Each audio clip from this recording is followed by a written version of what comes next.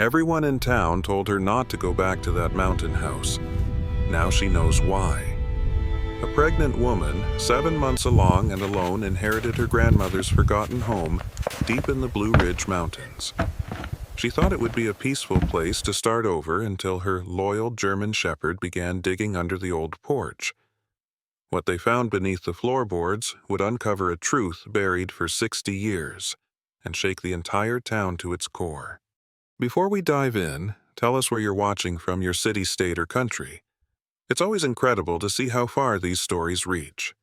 The sun rose warm and golden over Charlotte, painting the skyline in soft, amber light that bled through the blinds of a small apartment where Anna Mitchell sat motionless at her kitchen table.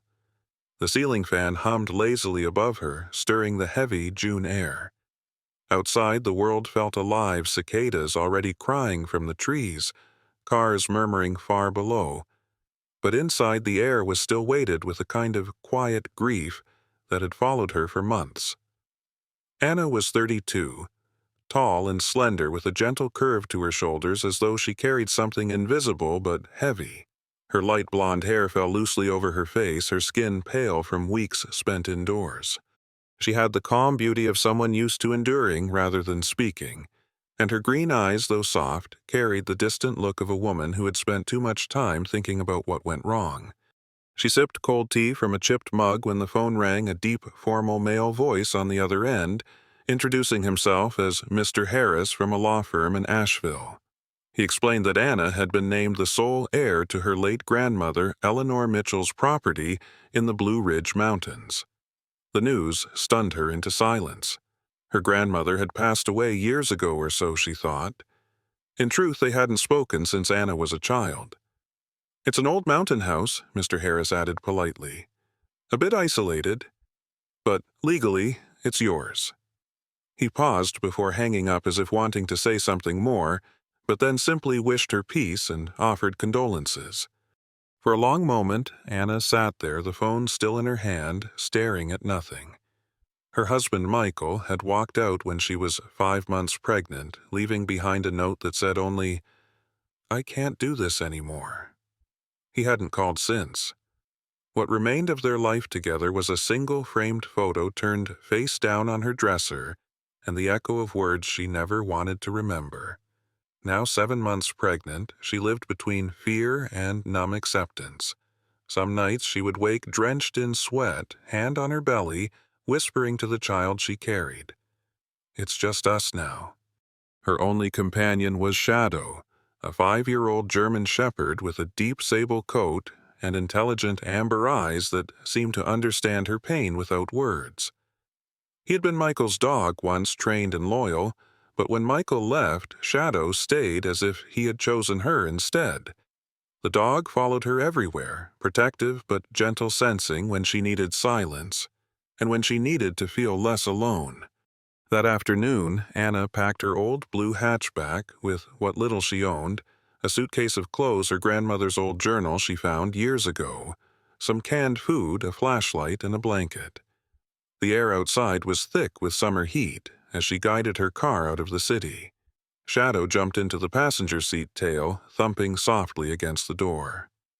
"Let's see what she left us," Anna murmured, half to herself, half to him. The road out of Charlotte wound northward through hills that grew greener and wilder with every passing mile. As she drove, she thought about her grandmother. Eleanor Mitchell had been a quiet woman, the kind who spoke little, but whose presence lingered.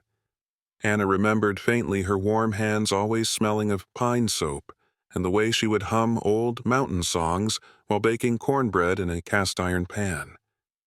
But the memories were blurred by years and distance. Her parents never spoke of her afterward. Something had happened, something that made the family avoid her name, but Anna had never known what. By late afternoon, the air grew cooler. The flat roads gave way to steep, twisting mountain trails. The asphalt turned to gravel, and the tall oaks leaned over the road like guardians of an older world. Anna rolled down her window. The scent of wildflowers and damp earth filled the car. Shadow's ears perked, his nose twitching at the wind. Birds flitted across the road, thrushes, blue jays, and somewhere distant thunder grumbled. It wasn't the sharp sound of a storm, but the deep rolling kind that promised rain later. The GPS lost signal halfway through the climb. Anna followed the directions scribbled on the back of an envelope, the handwriting in faded ink, follow the river road until the old bridge, then take the dirt path up the ridge. It must have been written by Eleanor decades ago. The track narrowed, winding along a ridge where the trees opened just enough to show the valley below an endless sea of green, broken by silver threads of streams. By the time she reached the top, the sun hung low, bleeding orange across the horizon. Before her stood a clearing surrounded by towering pines, and in its heart, the house. The cabin rose from the earth like something half forgotten by time, its roof blanketed in moss, the wood dark and uneven with age. 2 stories tall, with shuttered windows and a stone chimney cracked by weather. The porch sagged slightly on one side, and the steps groaned beneath her feet as she climbed them. Shadow trotted ahead, sniffing the air, then stopped, ears, pricked tail, still. Anna placed a hand on her belly instinctively. The silence here was profound, not empty but layered, as if the woods themselves were holding their breath. She unlocked the door with the old brass key the lawyer had mailed her. The knob turned stiffly, and as the door opened, a wave of cool, stale air swept out, carrying the faint scent of cedar dust and something older, maybe loneliness. Inside, the light spilled through broken blinds, illuminating motes of dust dancing in slow swirls. The living room was simple, a stone fireplace, a worn sofa, a table with a cracked vase still holding the ghost of long-dead flowers. A family photograph lay face down on the mantel. She turned it over, a woman in her 30s, sharp-featured dark hair tied back neatly, standing in front of this very house. Eleanor. Her grandmother's gaze, even in the photo, was steady, unsmiling, almost defiant. Anna sank onto the couch, the old springs creaking beneath her. For the first time in months, she felt something stir in her chest. Not quite peace, but the sense of belonging to something larger than her own pain. The child in her belly kicked softly, a reminder that life was still moving forward even here among ghosts. She ran her palm across the curve of her stomach and whispered, "We made it." Shadow rested his head on her knee, eyes half closed, content but watchful. As dusk deepened, she lit a candle from her bag, its flame flickering against the dark walls. The sound of cicadas outside grew louder, blending with the rhythmic whisper of the wind through the trees. For a while she thought she heard footsteps on the porch, slow, deliberate. But when she opened the door, no one was there. Only the smell of rain in the distance and the last light of day slipping behind the ridge. Anna closed the door, heart beating faster, and leaned against it, feeling the weight of the moment settle around her. She couldn't tell if it was fear or familiarity that pressed in from the shadows, but one thing was certain: this house was not entirely empty. Something of Eleanor remained, a presence woven into the wood and stone, waiting for someone to listen. Outside, thunder rolled again, softer this time, like a heartbeat under the earth. The air grew cooler, the scent of wet pine drifting through the cracks. Shadow shifted by the fireplace, ears twitching at a sound only he could hear. Anna settled de cool, silently staring into the dim glow of the candle, and for the first time since she left the city, she let herself believe that maybe this journey, this return, was not about inheritance at all, but about finding what was lost long before she was born. That night, as she drifted toward sleep, the house creaked softly in the wind, as though breathing. Somewhere deep inside its old bones, a secret waited, patient and silent. And though Anna didn't yet know it, her arrival had awakened it once more. Rain came before dawn, soft and steady, tapping lightly on the cabin roof like fingertips brushing against an old drum. Anna stirred awake to the faint creak above her, a long, drawn-out groan of wood that did not sound like wind. The room was dim, the thin curtains breathing with the rhythm of the mountain air. Shadow curled near her feet, lifted his head ears, flicking forward, a low rumble vibrating in his chest. The sound came again, slow, heavy, from the attic. Anna's pulse quickened. She sat up, brushing her tangled hair from her face. "It's nothing." She whispered, but Shadow was already on his feet, his muscles tense beneath his dark fur, amber eyes locked on the ceiling. Grabbing her flashlight, Anna climbed the narrow staircase that led to the attic. Each step protested beneath her weight, sending echoes into the hollow of the old house. Her hand trembled slightly as she pushed open the small door at the top. Dust fell in lazy spirals through the beam of her light. The air was thick and musty, the smell of thyme and wood mingled together. For a moment, nothing moved. Then, in the far corner beneath a slanted beam, she saw a large wooden trunk carved with ornate patterns and the initials E.M., her grandmother's mark. Kneeling beside it, Anna brushed away the dust and traced the letters with her fingers. The wood was cool and rough, the carvings deep. She hesitated before unfastening the rusted latch. Inside lay objects preserved by silence, folded clothes yellowed with age. A few pressed wildflowers tucked between pages of a leather journal and photographs. One of a woman younger than Anna remembered her grandmother to be standing proudly beside the cabin, and beside her a small boy with a gap-toothed grin. In the margins of one photo, faint ink scrawled in Eleanor's handwriting read, "Summer 1965. Anna turned the journal's brittle pages carefully. The writing was firm, confident, but the words darkened as the entries grew newer. "They will never forgive me," one passage said. "They needed a scapegoat, and I was convenient." Another line read, "This mountain remembers everything, even what people choose to forget." A chill moved through Anna's spine despite the warm morning air creeping through the roof slats. She didn't understand yet, but she felt the weight of those words settle into her like roots. Shadow sniffed around the floorboards, his nails clicking softly on the wood. Then, from beneath the boards, came a faint, hollow sound, the kind that told of empty space below. Anna crouched, pressing her ear closer, but the sound faded into the quiet hum of rain. Later that morning, as the mist thinned and sunlight spilled through the trees, Anna heard the rumble of an engine outside. Through the window she saw an old blue pickup truck crawling up the muddy trail. The driver stepped out slowly, a man in his late 60s with a sunburned neck, graying beard, and skin like old leather. He wore a faded cap with Asheville lumber cone stitched above the brim, and his posture suggested both strength and weariness, the kind earned from decades of work under unforgiving skies. "Morning," he called out, voice raspy but kind. "Didn't expect anyone to be living up here again." He introduced himself as Jacob Hargrove, the supply driver who brought groceries to the few residents still scattered across the ridge. His eyes were a washed-out blue, sharp with curiosity. When Anna told him she was Eleanor Mitchell's granddaughter, his weathered face softened into surprise. "Well, I'll be damned," he murmured.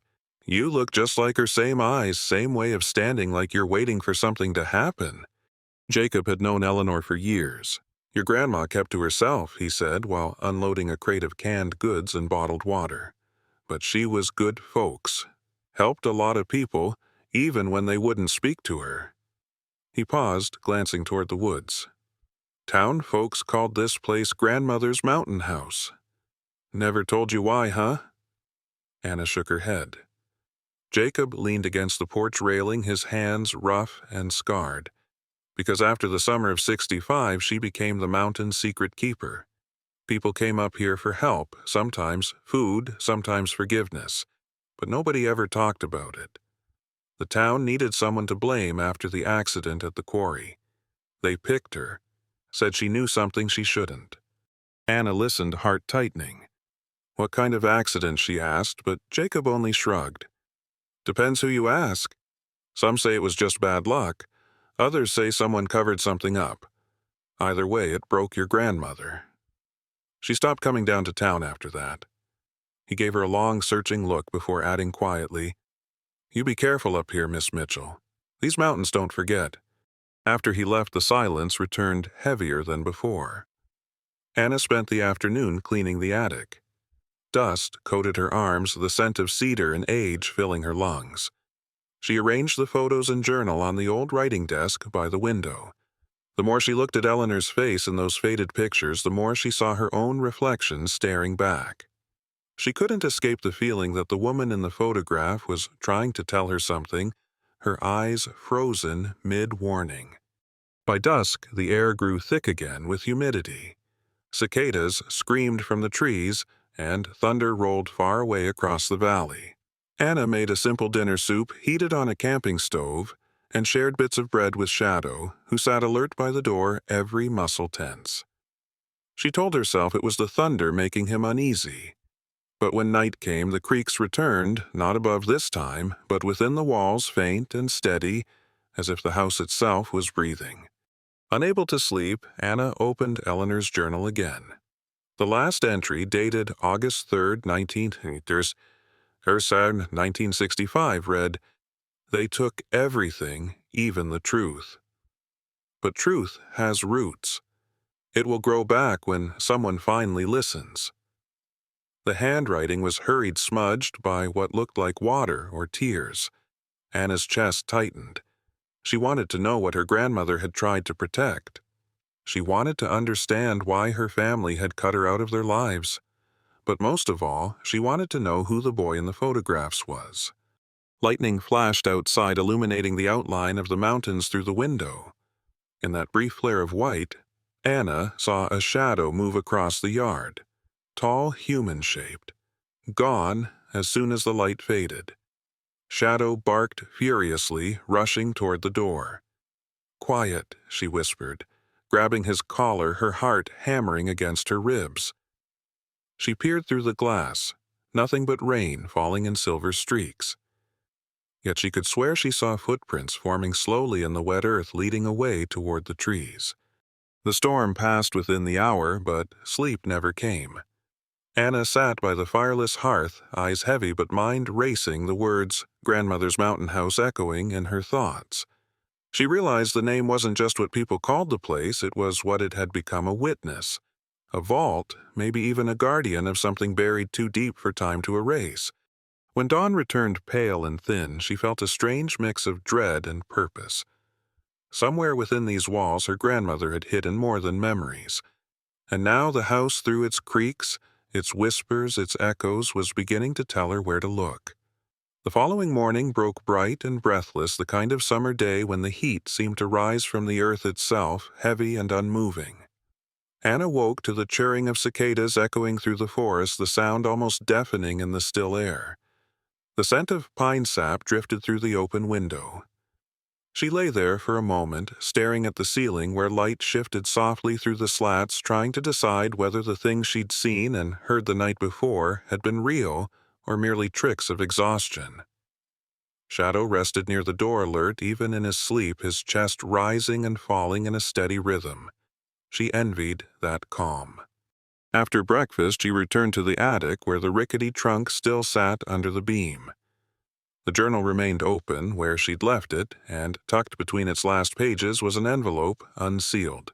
Brittle at the edges, but the handwriting unmistakably her grandmother's, slanted, neat, firm.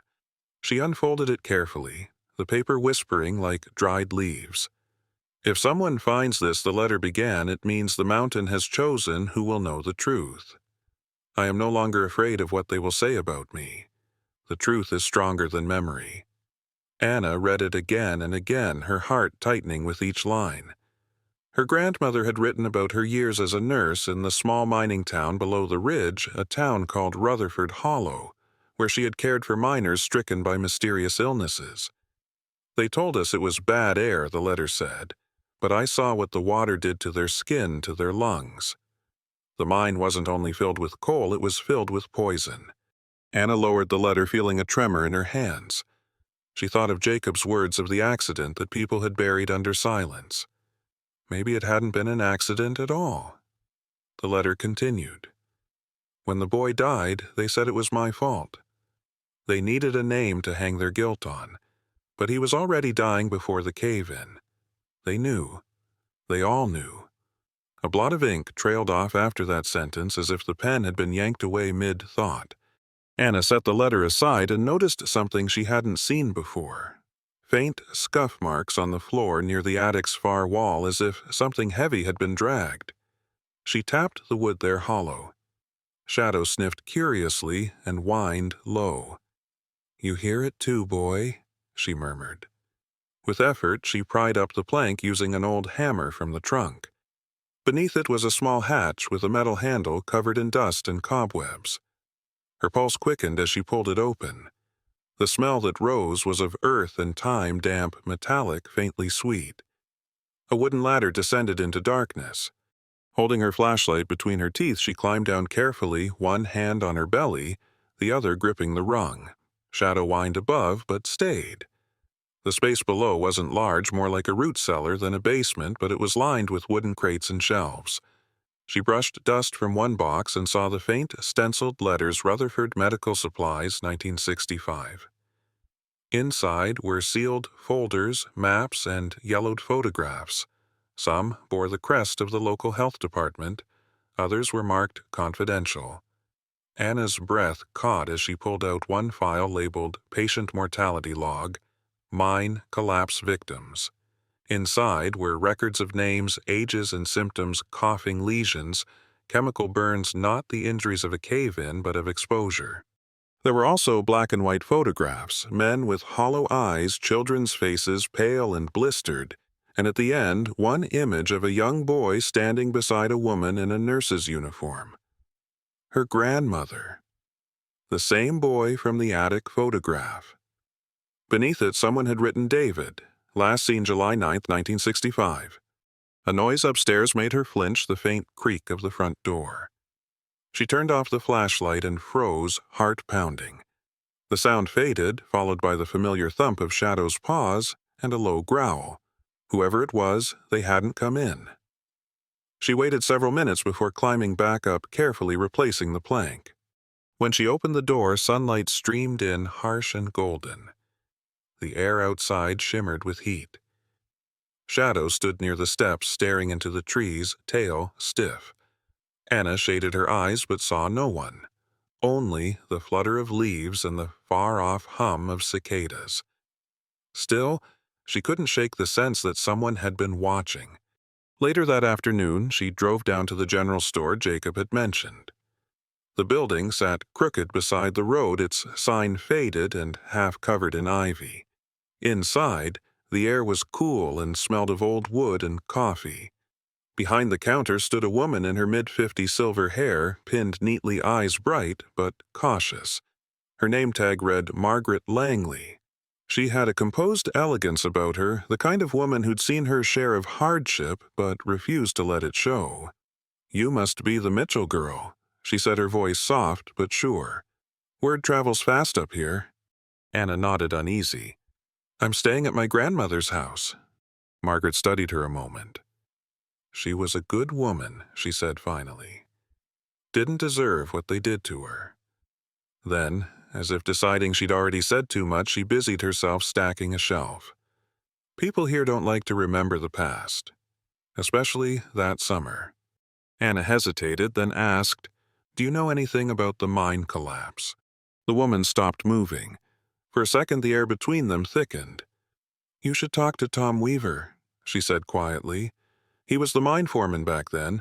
Lives up by the ridge in a trailer behind the old church. But be careful what you ask. Some stories don't like being told." Margaret's tone left no room for argument. She wrote Tom's address on a scrap of paper and handed it over, her hand trembling just slightly. "And if you go up there, take that dog of yours." By the time Anna left, the sun was beginning to dip behind the trees, throwing long golden beams across the road. She drove slowly, the paper folded in her pocket. The thought of visiting someone who had known Eleanor filled her with equal parts dread and curiosity. What if he confirmed everything? What if he didn't? When she reached the cabin, the sky had turned the color of copper. The air buzzed with life crickets, cicadas, the distant croak of frogs. She sat on the porch steps beside Shadow, running her fingers through his fur. "She was trying to tell me something," Anna whispered, staring out into the forest. Something no one wanted her to say. Shadow lifted his head, eyes glinting in the dying light, and for a moment she almost believed he understood. The mountain stretched out before them, vast and endless, whispering in the warm wind. Somewhere within it, Anna knew lay the answer and maybe the truth that had destroyed her grandmother's life. But as the first fireflies blinked to life among the trees, she couldn't shake the feeling that the same truth might be waiting to destroy hers, too. The night was unnaturally still. The full moon hung over the mountains like a silver coin pressed into the sky, its light spilling through the pine trees and casting long, trembling shadows across the yard. Inside the cabin, the air was cool and heavy with the scent of rain-soaked wood. Anna sat near the fireplace, reading through the notes she had taken from the hidden cellar when Shadow lifted his head sharply, ears pricking toward the window. The sound came first a faint shuffle like boots dragging lightly across gravel, then the low growl that rippled from Shadow's chest. His fur stood on end-tail, stiff. Anna's heart leapt into her throat. She turned toward the window, and for a brief moment in the pale blue of moonlight she saw the outline of a figure, tall, motionless, watching from the tree line. Her breath froze. The figure didn't move, didn't flinch, but she felt its presence like a weight pressing on the air between them. Then Shadow barked furiously, lunging toward the glass, and the figure vanished into the darkness, swallowed by the forest. The silence that followed was worse than the sound itself. Anna closed the curtains with shaking hands, locking the doors and windows one by one. Sleep didn't come easily. Every creak of the floorboards felt deliberate, every sigh of wind like someone whispering through the cracks. By morning, the world seemed ordinary again. The forest glistened under sunlight, birds sang, as if the night had never happened. But when Anna stepped outside, she froze. In the damp soil near the porch, the clear imprint of boot soles cut deep into the earth, too large to be hers, too recent to be old. She crouched beside them, tracing the outline with trembling fingers. Whoever it was, they had stood there long enough to leave more than one print. Shadow sniffed the tracks, growling softly. Anna drove down to the town later that morning, her mind heavy with questions. The heat was thick, and the asphalt shimmered as she passed the weathered welcome sign of Rutherford Hollow. The town looked older in daylight, its buildings' faded paint peeling like ghosts of the 1960s, still clinging to the walls. She parked in front of the general store. Margaret Langley was inside, rearranging a row of canned goods. She looked up as Anna entered. "You look like you haven't slept," Margaret said, concern flickering briefly across her composed face. "There was someone at my house last night," Anna replied quietly. "Watching." Margaret's hands stilled. "You need to be careful, dear. There are people who don't want old stories dug up again." She leaned closer, voice dropping low. "The ones responsible, they're still here, still powerful in their own way. Most folks won't speak because they remember what happened to your grandmother." Anna's throat tightened. "But someone has to talk. Someone must know the truth." Margaret hesitated, glancing toward the window as if to make sure no one was outside. "There's one woman left who might tell you. Rose Callahan. She and your grandmother were close once. Lives up by the old cemetery road." Rose Callahan's house stood at the edge of town, half hidden beneath wild wisteria vines and oak trees heavy with summer bloom. The air around it smelled of lavender and soil. Anna hesitated at the porch before knocking. The door opened slowly to reveal a small, wiry woman in her 80s, her gray hair braided and pinned in a loose coil. Her face was lined deeply, but her pale blue eyes were sharp, the kind that seemed to see through layers of lies. "Yes," the woman asked, her tone guarded. "I'm Anna Mitchell, Eleanor's granddaughter." For a moment, something in Rose's face softened nostalgia, maybe pain. "Eleanor," she murmured. "You've got her chin." She gestured for Anna to come inside. The living room smelled faintly of old books and lemon polish. Photos covered the mantel, some black and white, some faded color. Rose moved with slow grace, her hands trembling slightly from age, but her voice remained steady. People in this town never forgave her. Rose began lowering herself into a worn armchair. Not because she did something wrong, but because she tried to do something right. She sighed, eyes distant. In 1965, after the mine collapsed, Eleanor started asking questions about the chemicals they used in blasting. The company men didn't like that. One night, her clinic burned down. No one was hurt, but the records disappeared. A few weeks later, that boy David went missing. They said she was seen near the mines, so they blamed her. The sheriff at the time, Hank Reddick, was in the company's pocket. They made sure her name was ruined. Anna sat frozen, the words sinking like stones in her chest. "Did you ever see her again after that?" "Once," Rose said softly. "She came to me, hands shaking, said she'd found proof the mining company dumped waste into the river. But before she could turn it in, men came looking for her. That's when she left town for good." Rose's gaze met Anna's. "If you've found her papers, guard them. They'd do anything to keep them buried." When Anna returned to the cabin that afternoon, a storm was building over the ridge. The air felt charged, the sky a deep gray bruised with purple. She parked the car and immediately noticed something wrong. The door to the cabin stood slightly open. Her heart stopped. Shadow bounded ahead, barking sharply. Inside drawers had been pulled out, papers scattered the floor marked by boot tracks and mud. The trunk in the attic was half open, its contents rifled through. Some of the documents from the cellar gone. She stood in the center of the room, fists clenched, fighting the wave of panic that threatened to overtake her. The baby kicked hard as if sensing her fear.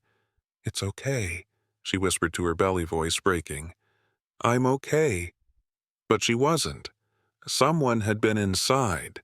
Someone who knew exactly what to look for. She checked the porch, the windows, even the tree line, but whoever had come was gone.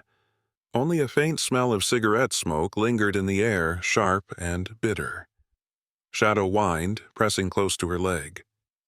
She sank onto the couch, hands trembling, and for the first time since she'd arrived, tears spilled freely down her cheeks. "They're still trying to erase her," she said aloud, half to herself, half to the empty room. But grief quickly hardened into resolve. She gathered what documents remained, hiding them in a metal tin, and sealing it inside the fireplace chimney beneath loose stones where no one would think to look. The storm broke outside, wind howling through the pines, rain hammering against the roof. Thunder rolled like the growl of something ancient, restless. Anna stood by the window, staring at the mountain slopes glowing under flashes of lightning. "They think they can silence her again," she whispered, jaw tightening. But not this time. Shadow moved beside her, his reflection glimmering and the glass eyes alert and burning with quiet understanding. The wind howled. The mountain answered with a low, echoing rumble, and Anna felt the strange certainty that she was no longer alone in her fight, that the spirit of Eleanor Mitchell and the truth buried with her were awake once more. The first chill of late summer crept down the mountains as mist clung to the valley and light fell softer through the pines. Weeks had passed since the break-in, yet the unease in Anna's chest had not faded. The memory of boot prints and cigarette smoke still haunted her dreams. She had hidden what remained of Eleanor's documents in 3 separate places, some behind loose boards in the attic, others sealed beneath the stone steps outside. Still, she knew that keeping the truth buried was not what her grandmother would have wanted. The world had silenced Eleanor once. Anna refused to let it happen again. That morning she drove down the winding dirt road to meet someone who could help her bring the story to light. His name was Ethan Cole, a journalist for the Asheville Daily Chronicle.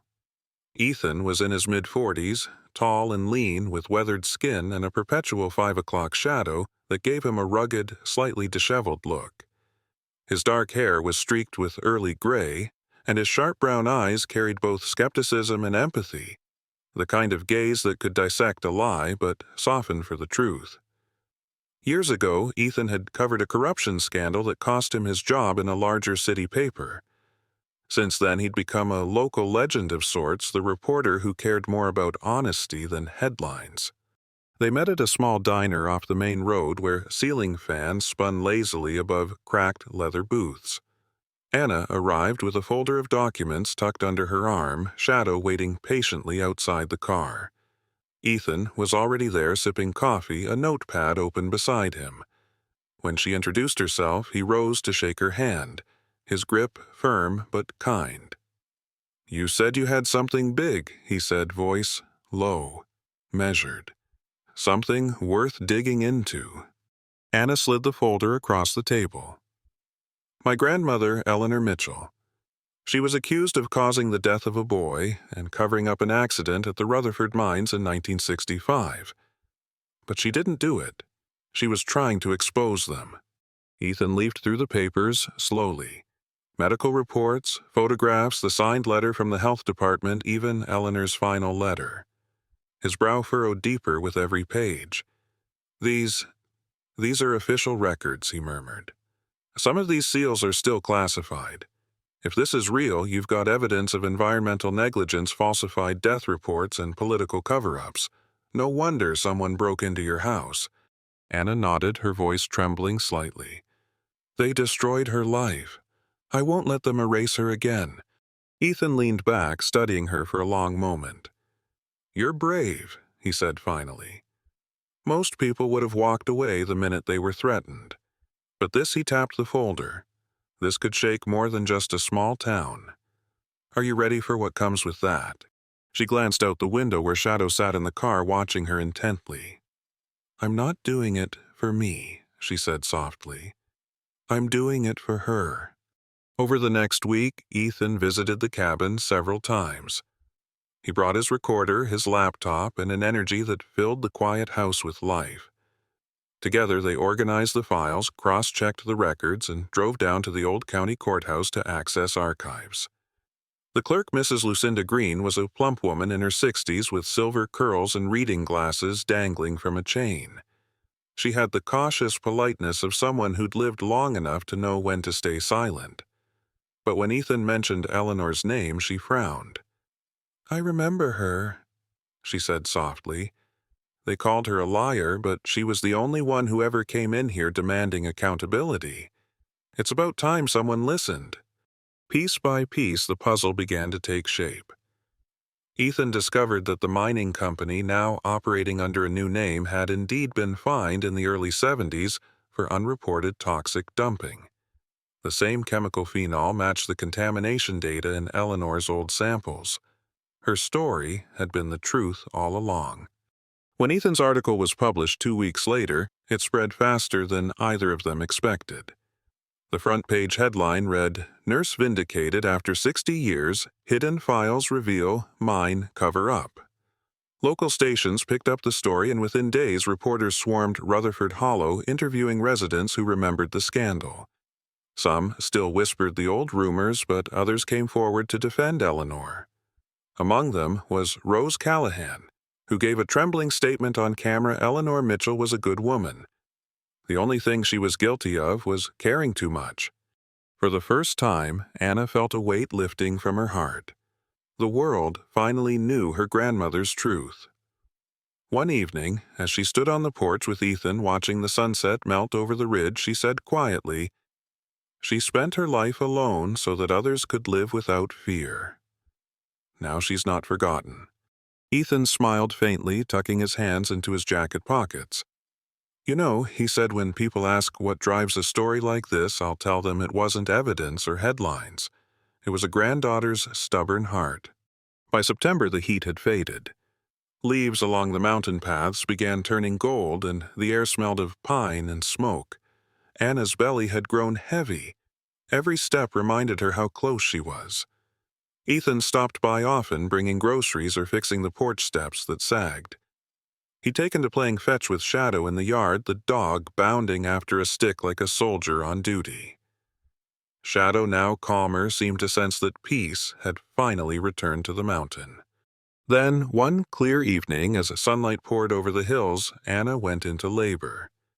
It was quick but intense. Ethan drove her to the small hospital in Asheville, his knuckles white on the steering wheel, while Shadow howled softly in the back seat. The nurses, kind women with steady hands, helped her through the long hours until dawn, when a cry filled the sterile room.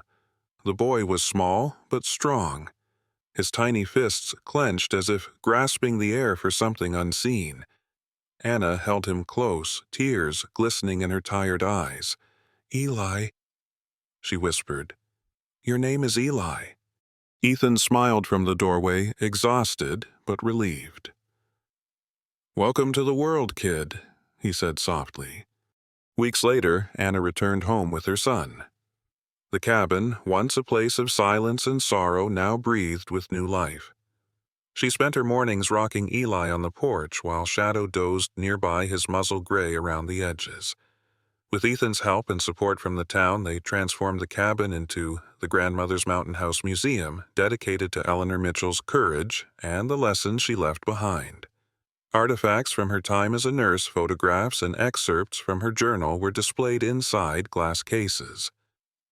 The sign out front, carved from oak, read, "Truth never dies. It only waits for someone brave enough to find it." On the last day of summer, Anna sat on the porch at dusk, Eli asleep in her arms. The mountains glowed gold beneath the sinking sun, cicadas humming faintly through the warm air. Shadow lay at her feet, his breathing slow and steady. A gentle breeze rustled through the pines, carrying the faint scent of rain and resin. For a fleeting second, Anna thought she could hear her grandmother's voice in the wind, soft, proud, and full of peace. She looked out across the valley and whispered, "Grandma, I finished what you started." Sometimes miracles don't come as flashes of light or sudden wonders. They come quietly through people who choose truth over fear, love over silence. Anna's story reminds us that God's timing is never late, and His justice, though hidden for a season, always finds its way back into the light. The mountain didn't just hold a secret. It held a lesson that faith can heal what time tried to bury. And maybe in your own life, there's a truth waiting to be uncovered, a purpose waiting to be lived.